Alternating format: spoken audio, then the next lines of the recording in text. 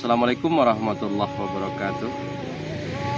Alhamdulillahirrabbilalamin. Wassalatu wassalamu ala asrafil anbiya'i wal mursalim wa ala alihi wa sahbihi rasulillahi ajma'in. Para sahabat dan sanak saudara, kawan-kawan semua, para pecinta budaya adat Minangkabau, semoga kita semua diberi kesehatan dan kelapangan dalam situasi dan kondisi pandemik saat ini. Dalam kesempatan kali ini, saya akan mencoba mengungkapkan sebuah pengalaman. Kemarin saya mencoba membuka sebuah grup WA di perantauan, di mana salah seorang seniman nasional kelahiran Bukit Tinggi memposting sebuah gambar sasaran silek yang ada di Bandung. Kemudian beliau menulis di bawahnya, malah disiangi juo sasaran silek nak nampak tarang dalam cayo. Di sini ada sebuah ungkapan yang bagi saya cukup dan sangat luar biasa, yaitu sasaran silek yang disiangi atau dibersihkan nak tampak tarang dalam cayo. Ungkapan ini mengungkap sebuah atau menyampaikan sebuah perasaan yang mendalam tentang hilangnya terang daripada cahaya. Ini adalah ungkapan filsafat dengan makna yang cukup dalam. Kemudian untuk memancingnya supaya keluar lebih banyak, saya mencoba memberikan tanggapan. Terima kasih Pak Haji, dek kurang siang salamoko, hilang nantarang dek cayo. Beliau kemudian memberikan jawaban atau tanggapan yang lebih membuka atau mengurai isinya. Dengan dijawab beliau, di situ pulo lah nak nampak diri awak nan sabananya. Jadi kalau direntet dari ungkapan atau postingan pertama beliau dalam grup, nak tampak tarang dalam cahyo, inilah yang jadi persoalan selama ini, di mana kelemahan kita di dalam kehidupan ini, walaupun telah banyak ilmu pengetahuan yang kita miliki, berbagai disiplin ilmu kita pelajari, namun kekurangan kita tidak pernah mampu mengenal diri sendiri, sehingga pengetahuan dan ilmu yang kita miliki sulit untuk diaplikasikan di dalam kehidupan, sulit untuk diamalkan di dalam setiap tindakan. Selanjutnya, untuk menelusuri lebih dalam, saya mencoba memancing kembali dengan menyampaikan sebuah ungkapan, dek banyak kasasaran orang, lah lupo jo sasaran kita. Dek silau jo dunia orang, lah lupo hakikat diri dan sebenarnya. Inilah yang menjadi dilema kebanyakan kita, khususnya generasi Minangkabau saat ini.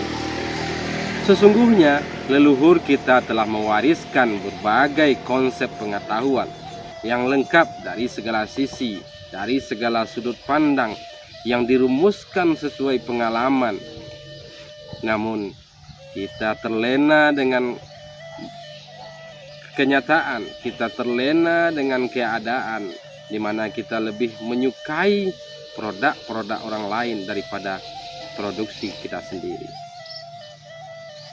Sesungguhnya leluhur Minangkabau telah mewariskan berbagai konsep keilmuan yang selama ini jarang kita mencoba mengurai untuk dapat dikembangkan di dalam kehidupan. Salah satunya saya di sini akan mencoba mengungkap tentang konsep kejadian alam semesta yang diwariskan oleh leluhur. Selama ini Tambo hanya dipandang sebuah ungkapan-ungkapan yang penuh misteri yang sampai hari ini belum mampu kita mengurai dan menelusuri hingga mendapatkan arti yang sejati. Terkadang ungkapan Tambo kalau hanya kita pandang sekilas seolah-olah penuh dengan candaan, penuh dengan gurauan, di mana ungkapan Tambo dimulai dari ungkapan tentang kejadian asal muasal leluhur Minangkabau. Ungkapan ini menjelaskan sama soalun barabalun, masolawi secampak jalo, tanah darek balu leleba, nan timbu gunung Merapi. Ungkapan ini selama ini hanyalah dianggap sebuah ungkapan-ungkapan yang kurang berarti, sehingga jarang yang mau menelusuri dan mengurai arti yang sesungguhnya.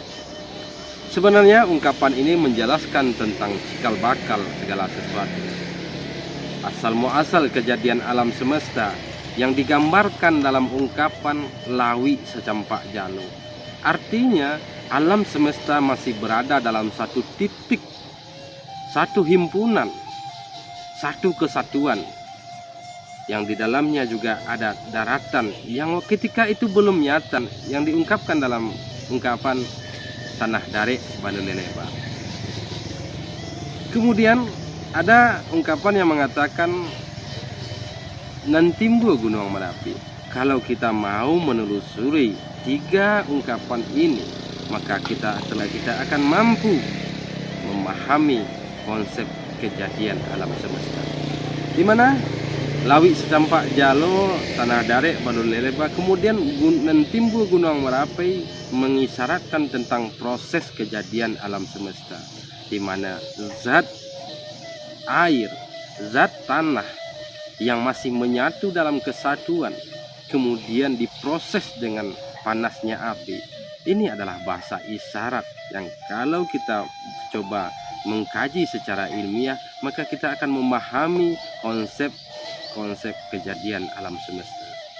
Sebagaimana akhir-akhir ini cukup hangat pembicaraan tentang teori Big Bang. Banyak ilmuwan yang mencoba menganalisa, yang mencoba mengurai kembali konsep dan teori Big Bang, di mana di dalam teori Big Bang dijelaskan cikal bakal alam semesta berawal dari satu titik, yang mengandung satu titik itu mengandung materi gelap dingin, materi gelap panas, kemudian barionik.